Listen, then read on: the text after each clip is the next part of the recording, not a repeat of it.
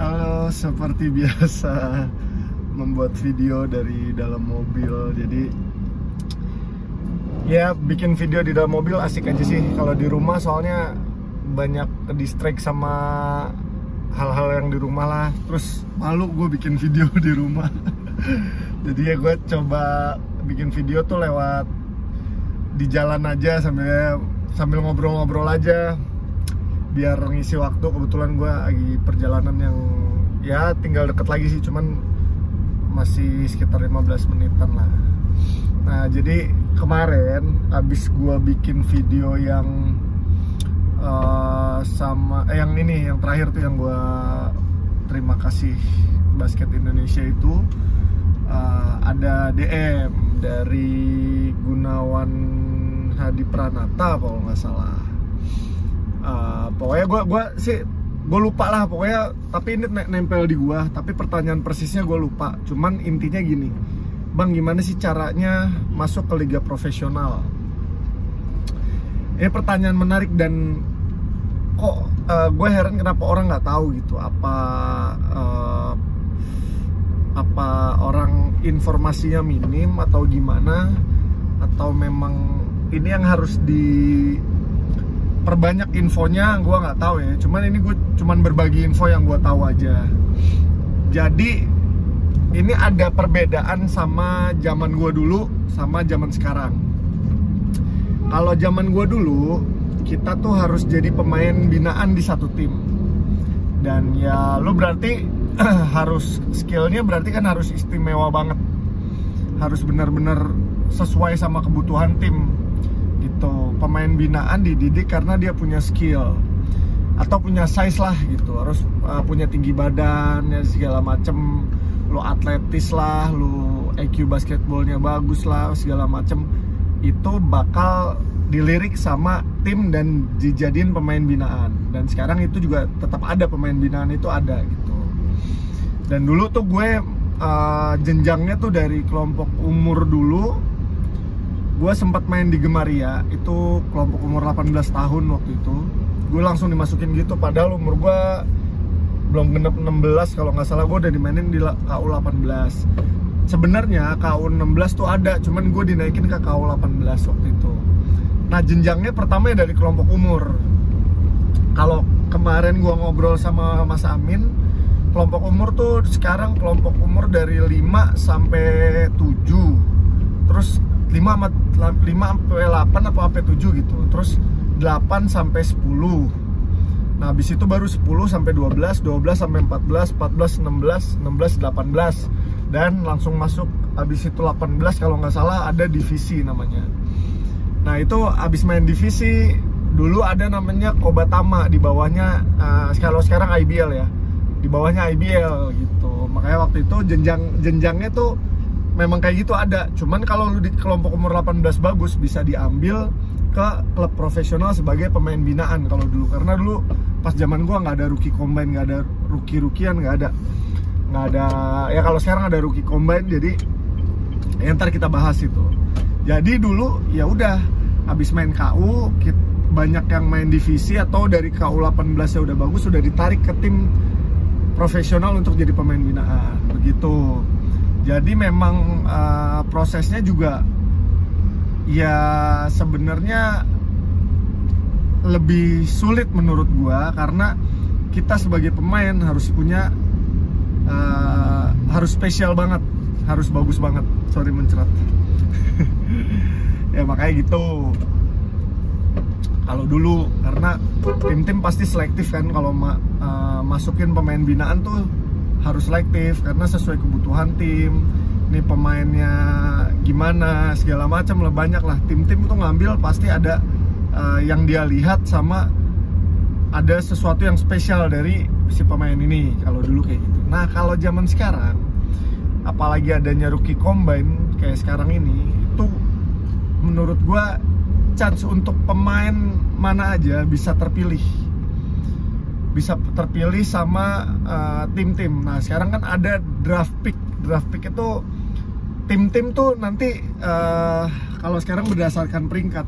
Jadi peringkat paling bawah dapat draft pick nomor pertama sampai seterusnya lah. Nah, berarti tim yang paling kuat di peringkatnya, di peringkat tahun sebelumnya, dia dapat pick paling terakhir. Nah, ntar tim paling atas ini, yang tim paling bawah, milih draft pick nomor 1 gitu. Nah, sebelum ada draft pick itu, ada namanya rookie combine. Rookie combine ini nanti lu dilatih, dipilih, dinilai secara fisik, secara mental, secara kemampuan, skill dan lain-lain. Itu dari rookie combine itu. Jadi ya ntar banyak lah penilaian dari IBL-nya, apakah lu bisa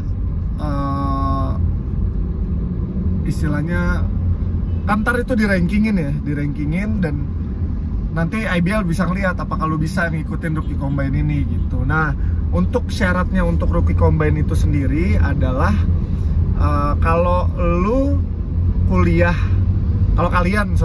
kalian kuliah di perguruan tinggi gitu, mau swasta maupun negeri, kalian tinggal minta surat keterangan dari kampus kalian masing-masing gitu, bahwa kalian berkuliah di universitas atau kampus tersebut gitu. Nah, kalau kalian nggak kuliah tapi kalian main basketnya pernah main Porprov, PON, Kejurda, Kejurnas atau Porprov sekalipun, nah itu tinggal minta surat rekomendasi dari perbasi daerah kalian masing-masing. Seperti itu. Jadi ini masih banyak yang nanya soalnya, dan infonya emang dikit banget. Gue juga sebagai pemain, gue kemarin nanya sama rookie-nya PJ yang ya tahun ini nggak main, dia sampai Piala Presiden. Akhirnya gue nanya, namanya Ruben Erik. Rick, gimana Rick? Ya itu yang dia jelasin. Kalau misalnya kalian bersekolah atau punya kampus perguruan tinggi, lu masih kuliah, lu minta surat dari kampus bahwa lu berkuliah di situ, dan itu jadi surat rekomendasi lu buat ikut rookie combine. Tapi kalau lu nggak kuliah, ya lu bisa minta rekomendasi dari perbasi kalau lu udah main Porprov atau kejuaraan daerah gitulah. Gitu caranya. Makanya ya sekarang pintu itu terbuka lebar ya. Pintu itu sangat terbuka lebar dan kalian bisa manfaatin nih. Kalau yang mau emang bener-bener mau berkarir di liga profesional, menurut gue sih itu penting banget. Dan ya mungkin kalau lu masuk liga profesional, mungkin lu yang nggak bisa kuliah bisa dikuliahin. Lu bisa punya penghasilan selagi lu masih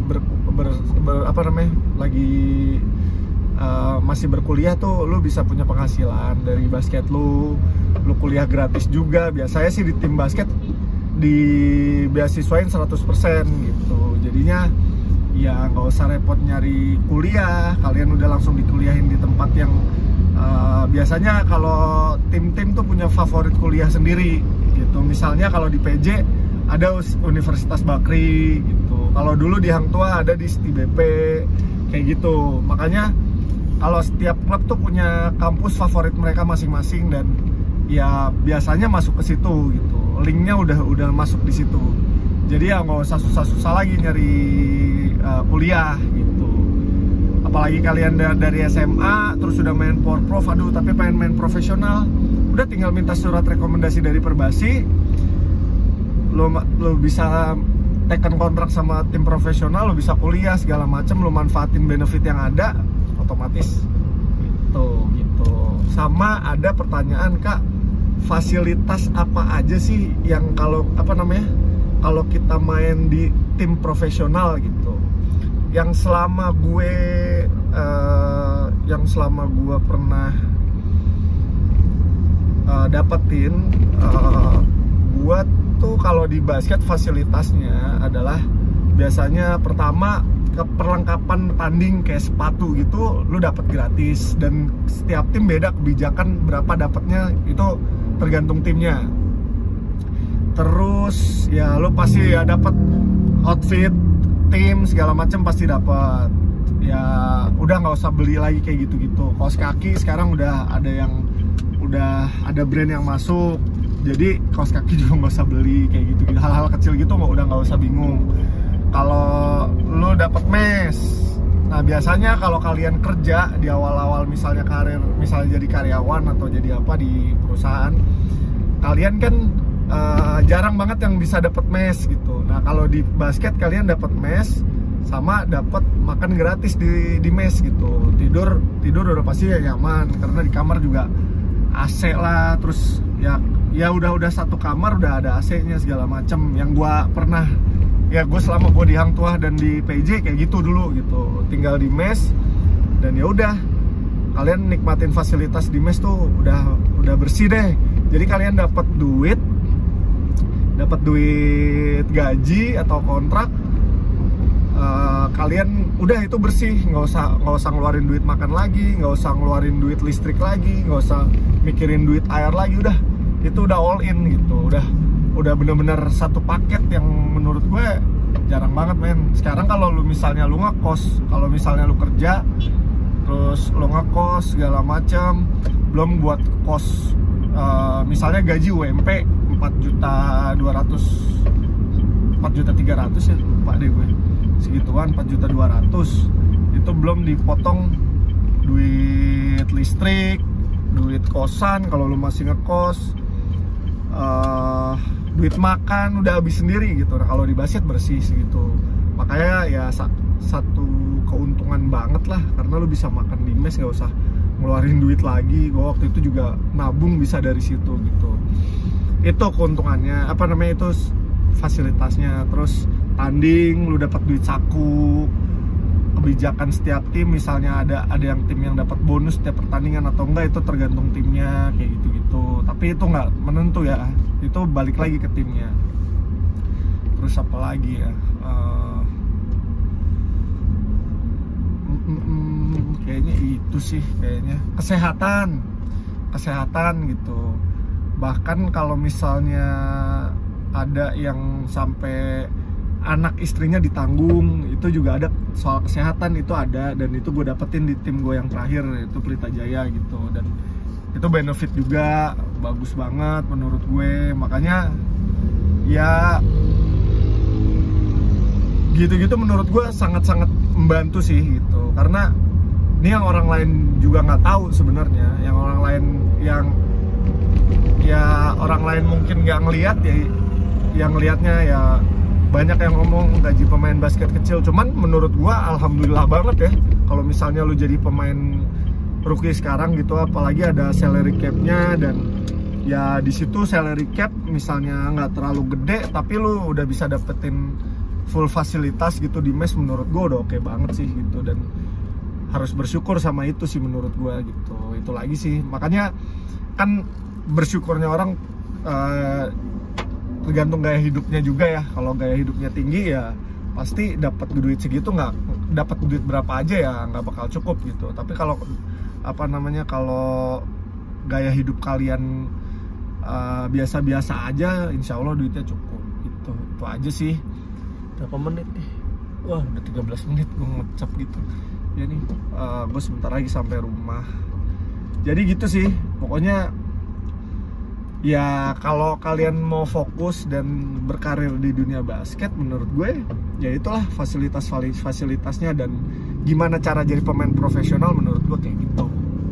Itu aja sih. Makanya ya pokoknya kalau ada pertanyaan lagi yang nggak bisa gue jawab di Instagram, gue bakal bikin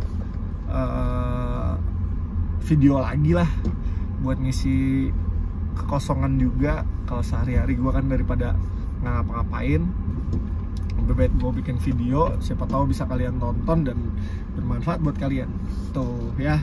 Pokoknya thank you banget semuanya. Kalau yang nonton udah mulai ada lagi nih penontonnya, kemarin nggak ada, sekarang udah lumayan lagi nih ada ya. Kemarin 400, lumayan lah yang nonton 400. Sebelumnya kan video-video gue juga lumayan banyak yang nonton lah, ribuan, ada yang puluhan ribu juga. Yang di bawah-bawah tuh video-video yang tak kenal maka tak sayang. Ya paling ntar gue bikin lagi lah kalau misalnya ketemu pemain ya, paling ngobrol segala macem. Itu aja sih, sambil ngobrol jalan segala macem. Terus nanti juga gue ada proyekan, jadi doain aja kalau bisa ke kota kalian nih. Gue ada proyekan coaching klinik jalan-jalan. Jadi kalau misalnya temen-temen juga ada yang mau disambangin sama gue, melalui kerjasamanya, ntar kabarin aja, siapa tahu gue bisa datang ke kota kalian, nanti tergantung kerjasamanya gimana. Pokoknya ya mudah-mudahan sih bisa, karena gue mau mulai bikin coaching klinik jalan-jalan lagi ke kota-kota kecil di daerah, ya mungkin Pulau Jawa, mungkin luar kota. Tapi ya kalau ada yang hubungin, gue bakal segera bikin itu, karena kebetulan nih kayaknya awal Desember gue bakal bikin proyekan di insya Allah di Maluku lah, insya Allah gitu. Makanya doain aja kalau misalnya mudah-mudahan juga pandemi cepat berakhir, jadi kita bisa kemana aja nih setiap weekend. Jadi gue tuh pengen bikin kayak gitu coaching klinik, dan ada juga nanti Depok Nation juga gue pengen bikin juga, ada sesuatu karya lah yang gue bikin buat Depok Nation gitu. Pokoknya tungguin aja terus, ntar gue sharing-sharing tentang basket. Kalau misalnya ntar kalau memungkinkan gue bikin tutorial, tapi gue juga editan gue nggak bisa ngedit video, cuman nanti gue usahain lah. Pokoknya tungguin terus. Kalau misalnya ada info mengenai siapa yang mau dikunjungin di coaching klinik jalan-jalan, ntar bisa langsung kontak gue di Instagram atau di email gue. Ada juga di Instagram di bio-nya, nanti udah gue cantumin di Instagram. Pokoknya gitu aja. Thank you yang udah nonton. Thank you semua, gue udah sampai rumah nih. Tuh, udah sampai rumah no. Ya. Dah.